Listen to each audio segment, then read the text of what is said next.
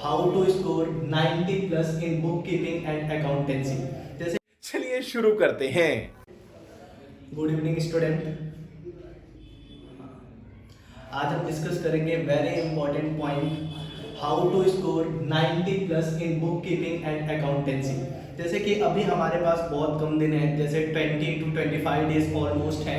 20 to 25 days के बाद आपका एग्जाम स्टार्ट होगा। तो अभी हम वो टॉपिक पे ही डिस्कस करेंगे कि हमें कैसे स्कोर करना है बुक कीपिंग एंड अकाउंटेंसी में 90 प्लस मार्क्स। ये जो डिस्कशन है ये सारे स्टूडेंट्स के लिए है, जिन स्टूडेंट्स ने रेगुलर क्लास की है उनके लिए है। उनके लिए तो 100% बेनिफिट है कि वो इजीली स्कोर कर सकते हैं 90 प्लस मार्क्स। जिन स्टूडेंट ने अभी थोड़ी छोटी मोटी पढ़ाई की है, थोड़ी बहुत पढ़ाई की है, क्लासेस नहीं किए हैं, अभी वो पढ़ना स्टार्ट कर रहे हैं, तो उनके लिए भी ये वीडियो बहुत हेल्पफुल है। तो ये वीडियो जो बनाई जा रही है ये बेसिकली उनके लिए बनाई जा रही है जिन्होंने रेगुलर क्लास अटेंड किए हैं, प्लस उनके लिए भी है जो अभी इनिशियली मतलब स्टार्ट किया है या जो थोड़ा बहुत पढ़ाई किए हैं उनके लिए भी है। अभी ऑलमोस्ट सारे स्टेट्स में फेब एंड या मार्च के स्टार्टिंग में आपके बोर्ड एग्जाम स्टार्ट होंगे। तो अभी हमको वो बोर्ड एग्जाम को ही अटेंशन में रख के प्रिपरेशन करना है। तो उसके लिए मैंने एक छोटी सी स्ट्रेटेजी बनाई है कि कैसे हमें स्कोर करना है 90 plus in book keeping and accountancy. और आई एम श्योर कि अगर आप ये स्ट्रेटेजी फॉलो करोगे तो आपको 90 प्लस आना ही है। अब बेटा ये स्ट्रेटेजी का नाम क्या है? ये स्ट्रेटेजी का नाम है एबीसी एनालिसिस। अभी ये एबीसी एनालिसिस क्या है? एबीसी एनालिसिस बेसिकली आपका जो पूरा बुक कीपिंग का पोर्शन है वो पोर्शन को तीन कैटेगरी में डिवाइड करता है। A category, B category and C category. जैसे कि आप बोर्ड पे देख सकते हो ए कैटेगरी, बी कैटेगरी और सी कैटेगरी। आपको अपने पूरे सिलेबस को जो है वो तीन कैटेगरी में डिवाइड करनी है, A category, B category, C category. ये जो आपका सिलेबस है पूरा उसके अकॉर्डिंगली भी है, और जो आपका पेपर पैटर्न है उसके अकॉर्डिंगली भी आपको अपने पेपर को तीन कैटेगरी में डिवाइड करना है, A category, B category, C category. अभी ए कैटेगरी में क्या रखना है बेटा? ए कैटेगरी में आपको ऐसे पोर्शंस रखने हैं पेपर के वजह से। अभी मैं आपको बोर्ड एग्जाम के वजह से बता रहा हूं ए कैटेगरी में आपको क्या रखना है। ए कैटेगरी में आपको ऐसे चैप्टर्स रखने हैं जो आपको 100% आते हो, और आपको 100% वो बोर्ड एग्जाम में भी आते हो।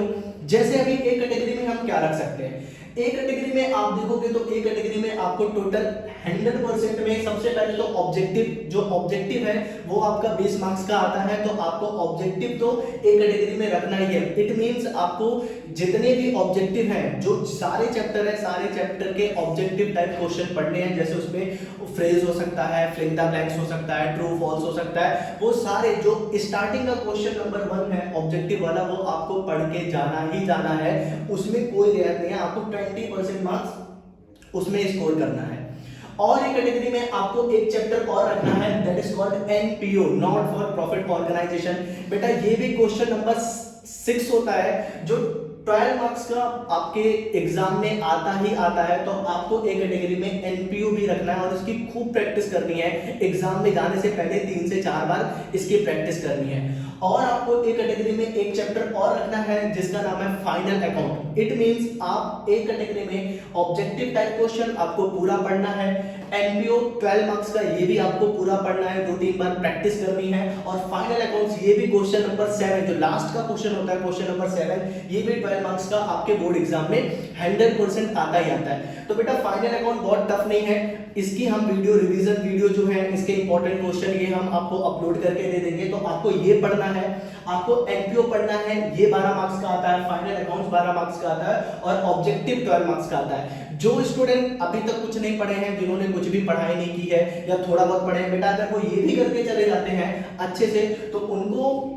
सिर्फ एक कैटेगरी करके वो 44 मार्क्स प्लस उनके कॉलेज में जो उनको मार्क्स मिलेगा 12, 15, 20, वो करके वो इजीली 60 प्लस स्कोर कर सकते हैं। सिर्फ ये इतनी उनको पढ़नी है, 2 चैप्टर पढ़ना और ऑब्जेक्टिव का पढ़ना है। ये उन स्टूडेंट के लिए जिन्होंने अभी कुछ भी नहीं पढ़ाई की, जो अभी बस स्टार्ट करने वाले हैं, 20 दिन 25 दिन बचा उसमें जो पढ़ाई करेंगे।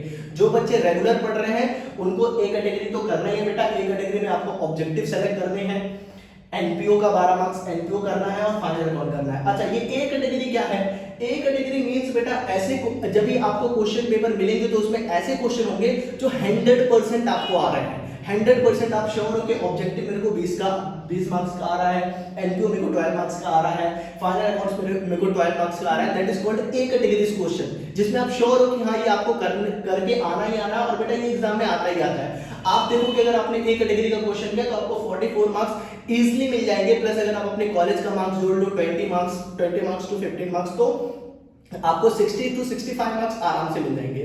अब यहाँ पे बेटा बी कैटेगरी में आपको क्या करना है, बी कैटेगरी में ऐसे क्वेश्चन सेलेक्ट करने जो आपको 50 टू 60% आते हैं, मतलब 100% आप श्योर नहीं हो बट 50 टू 60% आपको आते हैं। उसमें बेटा आपका पार्टनरशिप है, पार्टनरशिप में एडमिशन, रिटायरमेंट, डेथ आपको ये करके जाना है। ये भी इसका भी जो क्वेश्चन एग्जाम में जो वेटेज है वो 20 टू 30 मार्क्स का है। अगर आपको एडमिशन आता है तो आप एडमिशन करके जाओ, 10 मार्क्स का आएगा। अगर आपको रिटायरमेंट आता है, रिटायरमेंट करके जाओ तो आपको 10 मार्क्स आएगा, ठीक है।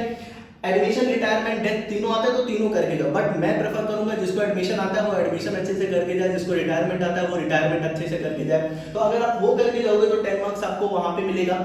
प्लस एक और बेटा आपका चैप्टर है company account, issue of share. ये भी क्वेश्चन, ये भी एग्जाम में 8 मार्क्स का आता ही आता है। तो आपको बी कैटेगरी में सिर्फ ये दोनों रखना है, जिसको एडमिशन आता है एडमिशन करके जाओ, जिसको रिटायरमेंट आता है वो रिटायरमेंट करके जाओ।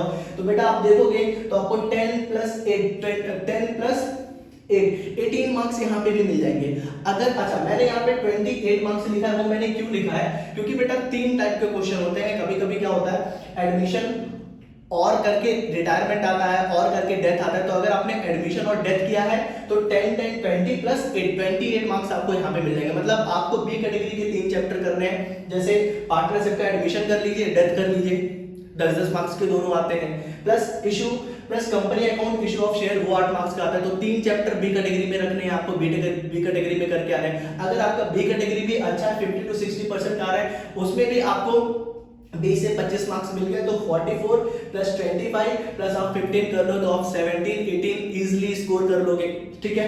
उसके बाद बेटा आता है सी कैटेगरी। सी कैटेगरी में आपको ऐसे चैप्टर रखने जो आपने अभी तक पढ़े नहीं है या जो थोड़े बहुत पढ़े बट आपको आते नहीं अच्छे से। जैसे हो गया बिल ऑफ एक्सचेंज, जैसे एक चैप्टर का नाम है बेटा बिल ऑफ एक्सचेंज हो गया, रेशियो हो गया, कंप्यूटराइज्ड अकाउंटिंग हो गया, ये डिसोल्यूशन ऑफ पार्टनरशिप फॉर्म हो गया। बेटा ये ऐसे हैं जो आपको आते नहीं है या अभी तक आपने पढ़े नहीं है, आते हैं आपको बट ये 50 टू 40% ही आपको आते हैं, काम चलाओ ही आते हैं। बेटा अगर आप इसको भी करके जाते हो, इसको एकदम लास्ट में आपको करना है, अगर आप इसको नहीं भी करते हो तो भी चलेगा। तो भी अगर आप सिर्फ अपने कॉलेज के मार्क्स, ए कैटेगरी के मार्क्स, बी कैटेगरी के मार्क्स देखोगे तो भी आप इजीली 80 टू 85% स्कोर कर दोगे। अगर आपने सी का थोड़ा बहुत भी कर लिया तो वो 90 प्लस होना ही होना है, ठीक है।